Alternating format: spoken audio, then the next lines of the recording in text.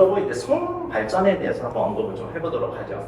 여기서 얘기한 이제 1세대, 2세대, 3세대는 현대적 전기차에 대한 것입니다. 제가 왜 현대적 전기차라는 것을 강조를 하냐 하면은 전기자동차라는 것 자체는 내연기관차보다도 훨씬 전에 개발이 되었던 것이에요. 1800년대 중반쯤에 이미 개발이 돼서 실용화가 된 것도 19세기 후반이었고, 그리고 제가 알기로는 미국, 뉴욕 같은 곳에 1900년도쯤에 보면은 보급되는 현황을 보면은 전기차, 그리고 이제 증기차, 그리고 증기로 가는 차, 그리고 내연기관차가 각각 한 3분의 1씩을 차지하고 있었어요. 그러니까 상당히 주력으로 활동을 하던 자동차 종류 중 하나였죠. 그런데 무슨 일이 발생을 했느냐?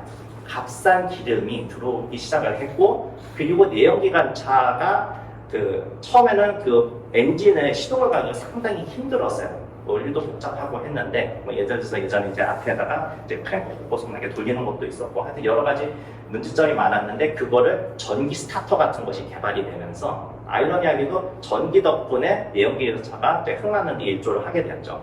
결국 이러한 기술 발전과 그 연료 수급 같은 것에 이제 문제가 개선이 되면서 내연기관차가 전기차를 추월을 하기 시작을 하고, 그러면서 1930년대에 이르러서는 사실상 전기자동차가 전멸을 하게 돼요.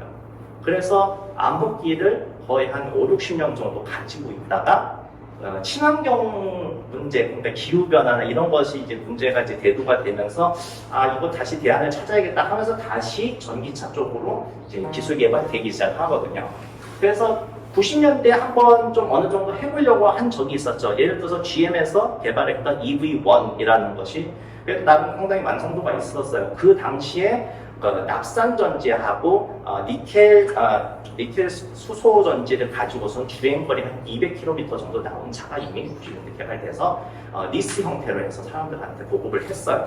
그런데 그때 정책이 뭔가 한번 바뀌면서 전량 회수를 해서 파기를 해버렸죠. 그렇게 해서 다시 한번 전기차가 암흑기를 거치다가 아까 언급을 했던 테슬라 같은 이제 신생 업체들이 다시 이걸 시도를 하는데 성공을 해서 지금에 이르게 됐고, 여기서 얘기하는 현대적인 형태가 이제 도달을 하게 된 겁니다. 그래서 일반적으로 봤을 때 이제 1세대라고 삼을 수 있는 건 한 2010년도 안팎쯤으로 보고 있어요. 2008년도쯤에 테슬라 모델 S가 나왔을 거고, 2010년에 니산에서 리프라고 하는 전기자동차가 나왔어요. 그래서 대충 어린 조작해서 2010년 정도 적어놨는데, 요 당시에는 이제 주행거리가 일반적으로는 한 잘하면은 200까지 나오는 차량들이 나왔고, 그리고 거기에 탑재있는 배터리 크기가 한 10에서 40kWh 정도 크기가 들어갔어요. 근데 이 당시에 이제 요것은 지금 아이오닉, 초창기 아이오닉에 들어가 있는 배터리로 이렇게 되어 있는데, 이게 여기 들어가 있는 용량이 28kWh 정도가 되는 것이 들어가 있었고, 그리고 여기에는 크게 어떻게 냉각을 할 수 있는 장치가 많이 들어가 있지가 않아요. 그냥 공랭식으로 해서 배터리 온도 관리해서 되게 단순하고 초보적인 형태로 되어 있었고, 그리고 뭐 급속을 한다고 하더라도 최대 한 50kW급 정도 해가지고 충전하는 것이 반적이었습니다. 왜냐하면 너무 빨리 충전하면 배터리가 상하니까요. 그렇게 있었는데 2세대로 넘어오면서 요때 지적되어 있던 여러 가지 문제점을 해결을 하려고서 많이 노력을 했죠. 그래서 배터리도 한 2배 정도 넣고 주행거리도 그에 따라서 한 2배 정도가 되고, 그리고 이 배터리가 특히 리프 같은 경우에는 초보적인 온도 관리 때문에 빨리 상해가지고 보증기간 전에도 용량이 확 줄어버리는 문제가 많이 지적이 됐어요. 그러다 보니까 그 문제로 중 하나가 과열이 돼가지고서는 생기는 문제 때문이다 해가지고 수랭식으로 해가지고서는 배터리 온도가 너무 올라가면은 물로 냉각을 시켜주고, 그리고 추운 날씨에는 배터리 온도 또 추우면은 잘 작동을 안 하죠. 여러분 폰 겨울철에 쓰려고 하면은 갑자기 용량 줄은 것 같이 해가지고서는 금방 꺼지고 하는 거 경험을 한두 번은 해보셨을 것 같은데, 어차피 똑같은 계열의 배터리가 들어가다 보니까 비슷한 문제가 발생하죠. 그러다 보니까 추울 때는 히터 돌려가지고선 배터리를 데워주고 뭐 그런 기술이 들어가기 시작을 했습니다. 그리고 용량도 크니까 또 여유롭게 충전할 수 있어서 이제 급속 충전도 한 100kW 정도를 받아들일 수 있도록 이렇게 개선이 되었고요. 그리고 지금 나오는 차를 뭐 말하자면 좀 3세대라고 볼 수가 있는데, 한 단계 더 나가서 배터리도 좀 더 넣고 주행거리도 늘어난 것도 있지만은 그것 때문에 급속 충전이 요즘 나오는 거 보면은 뭐 250kW도 들어가는 것도 있죠. 요즘 그 아이오닉 뭐 5, EV6 이런 차들이 다 그렇게 되거든요. 그리고 또 하나는 프리컨디셔닝이라는 것이 이제 기술이 들어갑니다. 이건 뭐냐 하면은 충전을 하러 가는 도중에 배터리 온도를 최적화시키는 것이죠. 제가 몰고 있는 이 2세대에 해당되는 이제 볼트 EV 같은 경우에는 지가 언제 충전을 당할지 몰라요. 그러다 보니까 배터리 온도는 그냥 자기가 주행할 때 크게 어긋나지만 않으면 별로 관리를 안 하거든요. 근데 막상 도착을 해보면 배터리 온도가 한 막 10도, 막 5도 이렇게 되어 있으면은 얘는 춥다고 충전을 제대로 못해요. 되게 천천히 충전이 되거든요.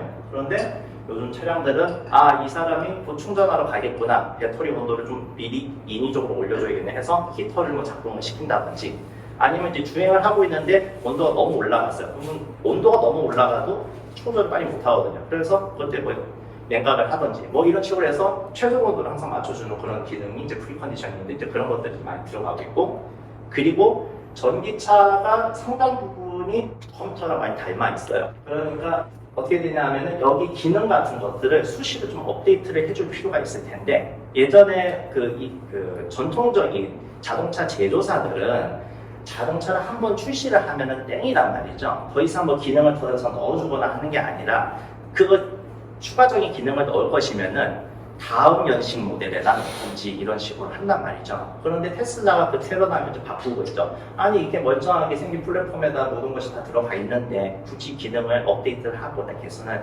못 해줄 이유가 뭐가 있느냐 해가지고서 OTA, 오버디 에어 해가지고서는 이제 무선으로 해서 바로 그냥 소프트웨어를 다 수시로 업데이트를 하는 그런 기능을 이제 넣고 하나의 셀링 포인트로 열심히 이제 홍보를 하다 보니까 다른 제조사들도 이거 안 넣으면 사람들 안 사겠다 하는 그 영향을 받아서 요즘 좀 많이 들어가고 있어서 이런 것들이 이제 요즘 팔리고 있는 전기자동차의 특징 중 하나라고 이제 볼 수가 있겠습니다. 이런 식으로 해서 불과 한 15년 정도 시간 동안에 상당히 많은 발전을 하게 되었다고 볼 수가 있죠.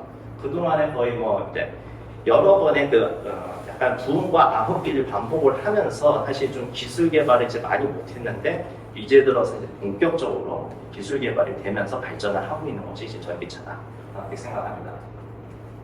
자, 그러면서 국내 전기차 보급 추이를 보시면은 이제 언뜻 보면 상당히 좀 기하급수적으로 올라가는 것 같은 이제 추세를 좀 보이고는 있죠.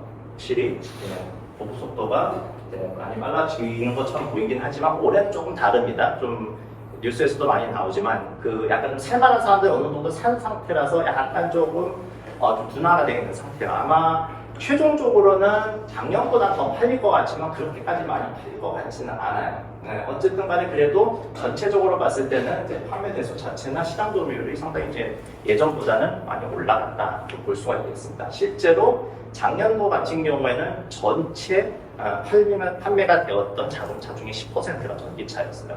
그러니까 거의 처음이었어요. 전원적으로 비중이 높았던 적이 없었는데, 그러니까 이제 거의 이제 시장의 두 자릿수를 이제 차지할 수 있을 정도 이제 규모는 되고는 있지만은 뭐 근본적으로 해결이 되지 않는 여러 가지 문제들도 다시 있기 때문에 뒤에서 좀 언급을 하겠지만은, 그래서 잠시 조금 쉬어가는 지금 타이밍이 지금 온 상태예요. 요거를 어떻게 해서 이제 다음 단계로 도약을 하느냐는 앞으로 어떤 식으로 사람들이 이제 구매를 하고 정책이 어떻게 세워지냐 뭐 그런 것도 좀 영향이 있을 거라고 저는 생각을 합니다. 어쨌든 현재 이렇게 보시면은 지금까지 한 50만 대 정도 지금 달리고 있는 상태고, 그렇게 따진다고 하더라도 전체 차량 등록 대수도 한 2,500, 600만 대 정도 되기 때문에 한 2% 정도 수준밖에 안 돼요. 그러니까 아직은 갈 길은 멀죠. 그래도 첨단 기술이라는 인상도 있고 신기술, 그러다 보니까 사람들의 관심은 예전보다 상당히 많이 높아진 상태이기 때문에 이걸 발판으로 삼아서 어떻게 좀 성장을 해야 될지가 아마 여러 전기자동차 제조사들이나 이제 관련 업계 종사자들이 이제 하는 고민이라고 할 수가 있겠습니다. 자, 여기 한 가지, 여기 우리나라 같은 경우에는 이제 승용 전기차보다도 요즘에는 화물 전기차 판매량이 갑자기 확 이제 올라가는 것을 볼 수가 있는데, 여기 이제 대표적으로 포터하고 봉고가 열심히 팔려서 그런 것인데요. 누적 판매량 대수로 보면은 우리나라에서 가장 많이 팔린 전기차가 포터예요. 포터가 얼마나 팔렸냐 하면은 그 두 번째로 가장 많이 팔린 아이오닉 5보다도 더 많이 팔렸어요. 그리고 봉고도 제가 알기로는 4위쯤 될 겁니다. EV6가 3인가 그렇고요. 요 자세한 통계는 제가 그 매달 그 전기차 동호회에다가 집계를 해서 올리고는 있습니다. 그래서 혹시 관심 있으신 분들은 제 닉네임 웨슬리로 해가지고 한번 검색을 해보시면 아마 나올 수 있을 것 같은데, 어쨌든 간에 이렇게 해서 지금 그 화물차도 이제 보급이 많이 되면서, 예전에는 거의 완벽하게 승용차만 보급이 되다가 이제는 좀 어떻게 보면 약간 좀 균형 있게 고루고루 이제 보급이 되고 있다는 부분을 생각하시면 될 것 같습니다. 포터가 그렇게 인기 있는 이유가 뭔가요?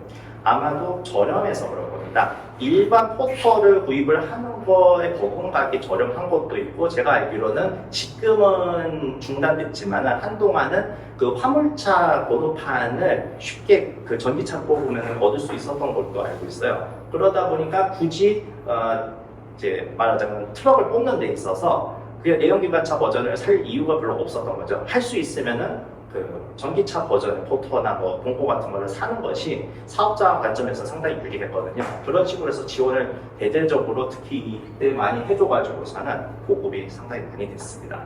근데 이것에 대한 후유증이 조금 발생을 하죠. 그럼 뒤에서 한번 언급을 해보도록 하겠습니다. 자, 그러면 이제 전기차 보급을 하기 위해서 이제 걸림돌과 해소 방안에 대한 얘기를 한번 좀 해보도록 하죠. 자, 전기차도 좋은 거는 다 알겠는데 이제 문제는 비싸다는 겁니다. 이게 가장 큰 걸림돌이겠죠.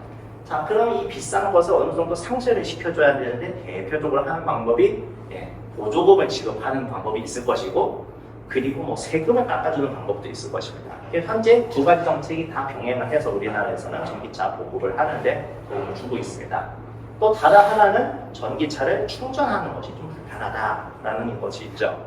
그건 당연한 거죠. 왜냐하면은 우리가 내연기관차를 주유소 가지고서 딱 주유를 하면은 아무리 오래 걸려도 한 2, 3분이면 주유가 끝난단 말이죠. 그런데 전기차 같은 경우에는 충전을 하는 데 있어서 아무리 빨라도 한 2, 30분, 길게 잡으면 몇십 시간이 걸릴 수도 있단 말입니다. 그러다 보니까 상당히 불편한데, 그 불편함에 더해서 초창기에는 특히 충전기 자체를 찾기가 힘들었어요. 그러니까 안 그래도 시간이 오래 걸리는데 충전기가 설치되어 있는 것도 많지 않으면 전기차를 쉽게 끌고 다닐 수가 없단 말이죠. 그래서 그런 문제를 해결을 하기 위해서 우리나라 같은 경우는 특히 정부 주도로 열심히 충전기 설치를 직접 하든지 아니면은 사업자들한테 보조금을 넣어가지고서 빨리 좀 설치를 해라 하는 식으로 열심히 이제 보급을 했습니다. 그리고 또 한 가지 했던 거는 중간에 전기차 충전 표준을 통일을 했어요. 초기에 우리나라에 팔리던 전기차의 충전기 표준하고 현대 표준하고 좀 달라요. 그래서 좀 그번 뒷부분에서 잠깐 언급을 할 것이고요. 그리고 법적으로 이제 충전 방해 행위를 제재하는 것도 좀 강화를 됐습니다. 이 역시 뒤에서 언급을 하도록 하겠습니다.